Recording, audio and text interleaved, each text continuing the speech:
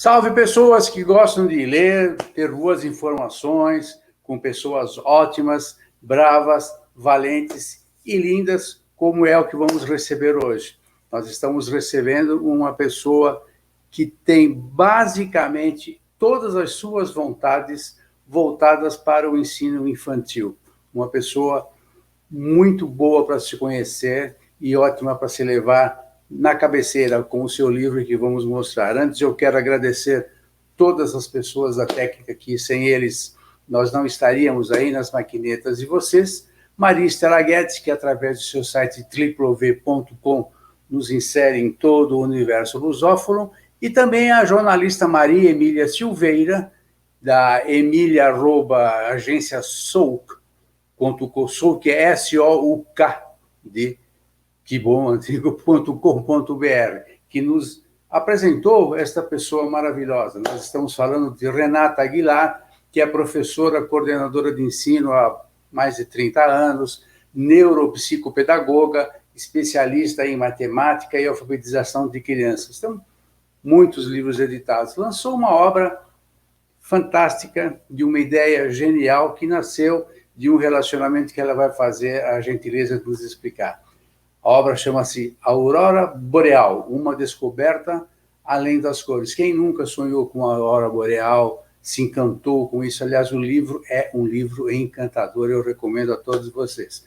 Foi lançado pela editora Edicom, que é capitaneada pela nossa sempre estimada editora Valentina preciso ler o nome dela, Lyudchenko. Lyudchenko é uma pessoa fantástica, maravilhosa, que fez um livro, conseguiu fazer um livro muito bom, com umas cores maravilhosas e, como eu disse, tem um encarte. Aliás, gostaria de elogiar a professora Renata pelo encarte que ela fez, com dicas e sugestões aos professores. Doutora Renata Aguilar, muito boa tarde, muito bem-vinda e muito agradecido por ter aquecido ao nosso convite. Boa tarde a todos. Agradeço demais o convite, Rafa, e fiquei lisonjeada de tantos elogios. Não são elogios, não são elogios, é um diagnóstico do que eu vi, do que eu li, e eu fiquei encantado. É um livro maravilhoso, uma história muito boa, que inclusive é meio verdadeira, meio ficção, que eu vou fazer questão que você nos explique. E onde surgiu, como surgiu essa ideia do livro Aurora Boreal? Na verdade, Ralph, é assim, eu sempre quis escrever livros para as crianças, e eu vinha com uma linha de livros para os professores. E eu, quanto professora, um dia na sala de aula, nós estávamos montando um projeto de fenômenos da natureza. Então, as crianças foram falando, tinha vulcão, tinha terremoto, e surgiu a Aurora Boreal. E quando eu coloquei as imagens, né, na lousa, as crianças ficaram encantadas. E dali veio a ideia da gente se aprofundar, inclusive eu mesma, que não conhecia tanto de Aurora Boreal, só conhecia as luzes, não sabia muito bem como é que elas se formavam, em que países elas vinham.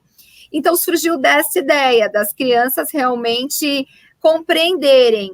E aí eu fui buscando informação, até que eu conheci um caçador de Aurora Boreal. E através, naquela época, a gente não tinha ainda muito o Facebook, né, o Instagram. Eu mandei uma mensagem para ele num blog que ele tinha e ele prontamente me respondeu. Então, a ideia surgiu daí e toda a construção do projeto com os alunos. Depois que eu finalizei, veio a ideia, falou, vamos montar então, eu conversei com ele, falei, vamos montar um livro da Aurora Boreal, contando um pouquinho as suas expedições e também o meu encantamento pela Aurora Boreal. Então, foi partindo daí. E, Azir, você já foi ver o nascimento da Aurora Boreal, não? Então, Ralf, estava marcado para eu ir agora, em janeiro, para o Alasca com ele. Mas porque nós vamos fazer um segundo volume, né? Então, eu estou escrevendo já o segundo volume, mas eu queria vivenciar isso, né? Sair um pouco da teoria, e apesar de ter conversado muito com o Marco Broto, que é o caçador de Aurora Boreal, porque ele me passou muitas informações, fotos, mas eu tinha que vivenciar. E aí estava tudo marcado para que eu fosse no Alasca agora, né, no começo do ano, mas devido à pandemia tivemos que adiar essa minha viagem. Mas a aurora boreal você só vê no Alasca? Não é um circuito? Não, dá para ver em vários países, né? Nos polos, principalmente. Tanto que o livro foi baseado na Islândia, que é um local que dá para ver muito a aurora boreal, mas a expedição dele para o começo do ano estava marcado para o Alasca. Então, por isso que eu ia para lá, né? Então, mas não dá para você ver em vários. Noruega é um local que dá para você ver bem. A Islândia, o Alasca são pontos que você consegue ver bem a aurora boreal. E por que ele se denomina, ou alguém o denominou de caçador de aurora? Dá a impressão de que ele vai em busca de onde ela nasce ou de onde ela está melhor. Qual é o funcionamento disso? Ralph, na verdade, o que ele faz? Ele descobriu a aurora boreal por algumas expedições, por algumas viagens que ele fazia. E quando ele começou a ver, ele começou a se encantar por isso. Tanto que quando eu conversei com as minhas crianças, que eu tinha descoberto um caçador de aurora boreal, os alunos pensaram exatamente assim, mas professora, como assim? Eu vou lá, eu vou pegar a aurora boreal? Porque quem caça parece que a gente pega, né? Então era a ideia que eles tinham de caçador. Mas a nomenclatura que ele usa é que ele vai em busca mesmo. Então, é feito todo um planejamento da aurora boreal para saber o local, o tempo, horário. Então, ele faz até gráficos, Ralph, muito legal, para que ele possa ir com as expedições e buscar isso. Então, é como se ele estivesse caçando mesmo as luzes brilhantes. Que a aurora boreal, na verdade, ela tem vários até mitos dela, né? Antigamente, o que vinham. Então, muitas perguntas surgem. Até as crianças me perguntavam, mas professora, por que aqui no Brasil a gente não vê? Todo mundo enxerga da mesma cor, as cores, como é que é isso? Então, realmente assim, deixa a gente muito curioso, né, de estar conhecendo e vivenciando. E as cores, o teu ilustrador, como é que chama ele? Valverde Lima? Como que é? Rafael Lima Verde, isso. Rafael Lima Verde. Fiz uma pequena mistura do nome, tudo bem. Foi muito feliz. Agora, e tem também que tem a aurora boreal e tem a aurora austral, não é isso? Isso. Uma acontece no Polo Norte e a aurora austral acontece no Polo Sul. Que bacana. Muito legal. Mas me conte, por gentileza, um pouquinho da história do livro que você ficcionou. Eu achei a ideia fantástica, do avô falando com ele. Achei maravilhoso. Eu, como sou avô, me vejo fazendo a mesma coisa. Quando eu conversei com o Marco, ele foi me passando muitas informações e foi me contando um pouquinho da história dele. Então, por diversas vezes, eu queria entender se esse sonho dele aconteceu quando criança. Então, de repente, porque algumas crianças têm aquela ideia, eu quero conhecer os planetas, as estrelas, mas não era algo de criança, porque a princípio o que eu queria fazer, a biografia exatamente do Marco Broto, desde o momento que ele era criança. Então, assim, o primeiro capítulo envolve muito a vida dele. E aí, conforme ele foi me relatando, eu fui anotando para poder estar construindo a história, ele citou uma relação muito próxima que ele tinha do avô. E, coincidentemente, eu tenho uma relação muito próxima com os meus avós, né? Então, é uma coisa, assim, muito próxima de eu ter vivenciado, de ter morado junto com os avós. Então, eu sempre valorizei demais a questão do avô. Eu acho que avó e vô é uma coisa, assim, muito preciosa. É uma pérola. Então, eu aproveitei quando ele me disse que o avô dele saía com ele pelas estradas e fazia alguns comentários. Então, eu aproveitei esse gancho, né? Tanto que ele mora em Curitiba. Eu coloquei o Marco morando em São Paulo, porque eu queria também algumas competências socioemocionais. Então, onde ele vivenciava, por exemplo, o bullying, quando ele vai para a escola, as pessoas não querem conversar com ele se isola, a chegada dele à escola, e eu queria colocar esse avô como alguém, assim, importante para ajudar ele a desencadear, alavancar o sonho dele. Então, eu quis valorizar demais o idoso, porque eu acho que as pessoas esquecem muito, né, Ralph? A gente fala assim, vamos valorizar o idoso, mas a nossa cultura ainda precisa, né, ter esse olhar para os avós, para os idosos. Avó e vô não serve só para olhar neto quando o pai e a mãe vai trabalhar. né? Para outras coisas também, né? Então, acho que tem que ter eu queria muito colocar essa essência mesmo. Não, e você conseguiu, principalmente quando você... Porque ele mudou de Curitiba, veio para São Paulo, então, naturalmente, é um choque cultural, regional, muito forte, muito grande, até porque ele perdeu com aspas, perdeu a ligação com os amigos e tal. Isso. Quando o avô chega com aquele presente maravilhoso, eu fiquei imaginando. Primeiro eu me coloquei no lugar do avô, que eu sou, e depois eu me coloquei no lugar do garoto, recebendo aquele presente maravilhoso. É um êxtase inexplicável, né, que você conseguiu explicar maravilhosamente. Meus parabéns, mais uma vez. Obrigada. Esse não é real, né? Foi a parte da ficção do livro, a chegada do avô com o presente da Islândia, mas eu acho que o entusiasmo, né, de viajar com os avós, as crianças amam viajar com os avós, e os pais muitas vezes não acreditam, né? Falam, não, porque o avô não vai tomar o cuidado que tem que ter. Então, não é o que os meus netos sentem comigo, porque quando eles saem comigo não tem refrigerante, não tem nada que não seja natural, então eu sou um anti-avô. Que bom! Mas não é o papel de todos os avós. Os avós mimam muito e dão tudo que os pais não querem. Não é o meu caso, eu posso te garantir. Por isso eu não sou tão benquisto assim, entendeu? Mas um dia eles vão entender. Escute, e não me arrependo de não ser bem visto. Escute, você disse, já deu um spoiler que você está fazendo um outro livro, não é isso? Isso. Vai seguir essa regra ou você tem alguma outra ideia, tipo, maravilhosa quanto essa?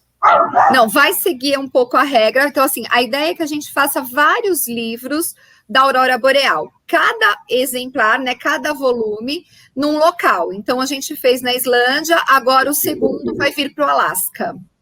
Então, o terceiro, Noruega. Então, a gente vai conhecendo também um pouquinho dos países, né? Da cultura regional daquela região. A ideia é essa.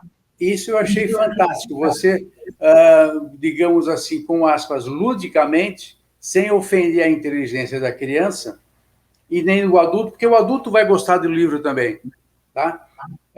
Eu acho que você consegue dar pitadas culturais, geográficas, locais, com muita sabedoria. E eu acho que é o que as crianças estão precisando hoje, numa época em que já nem falamos mais. Hoje, quando a gente vai responder alguma coisa, manda uma figurinha. As crianças já estão... A era do botão, já nem sei mais se é a era do botão, que tipo de era que é essa, não sei se era ou se é. Em suma, você está com um projeto muito feliz. Meus parabéns de novo, e eu espero que todos os pais e avós possam conviver com esse teu ensinamento. Então, Ralph, foi bem legal essa questão lúdica mesmo, né? E o que me tem chamado muita atenção é o retorno que eu tenho tido das crianças estarem gostando. Então, eu tenho muitas escolas que adotaram o livro.